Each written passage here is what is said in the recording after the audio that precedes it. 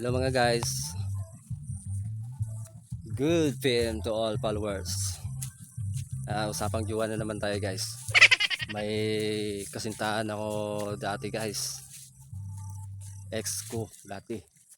Mary Jane ang pangalan. So maganda siya guys, malambing, mabait. Tapos malaga. Mababait ang mga Mary Jane guys na mga pangalan, tapos magaganda din. 'Yon.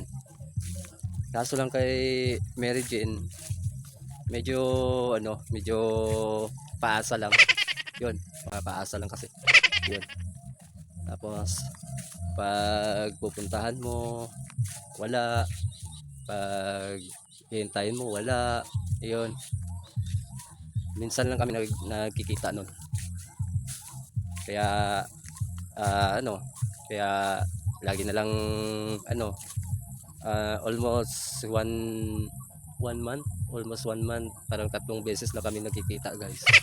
Kaya medyo malungkot yung malungkot yung mga months ko lagi. Yung mga months ko malulungkot lagi, lalo na pag Valentine's Day. Yun, malungkot yung Valentine's Day ko kasi nga sa isang buwan 3 beses lang kami na nagkikita. Mababait pero nakaka-bad trip. Yan. Mababait pero magaganda din pero nakaka-bad trip. Kaya gusto ko nang isigaw minsan.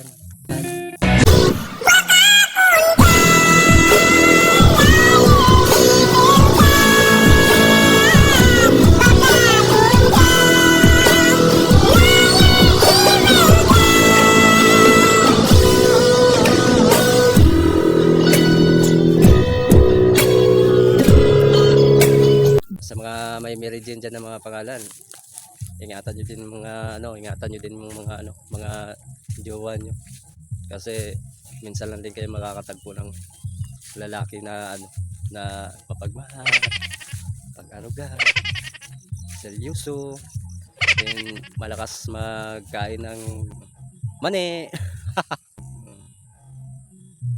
Mani.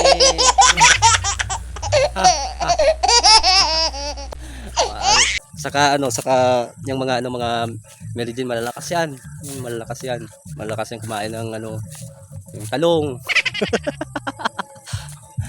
Laging ulam talong, 'yon.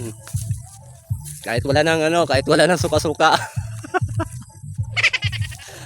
Yung talong ng mga original, kasi meron din piki na talong, tapos meron din naman original na talong. Kaya mag-ingat kayo sa mga Mary Jane guys, kasi bumabait yan, magaganda, tapos kaso lang paasa. Yun, paasa yan. So yan lang siguro guys. So medyo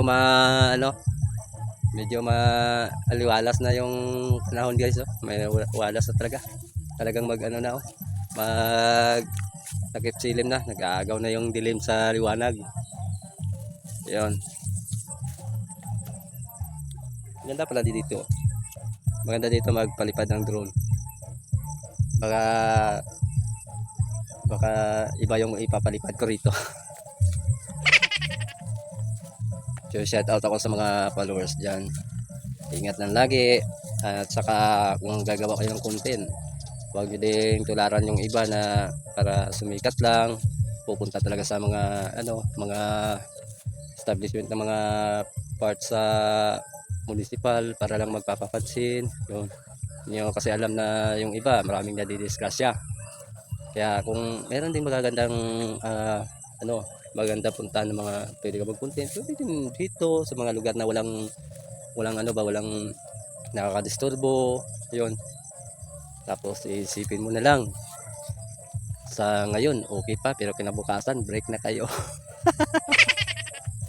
Thank you guys sa pag-watch. Break na kayo.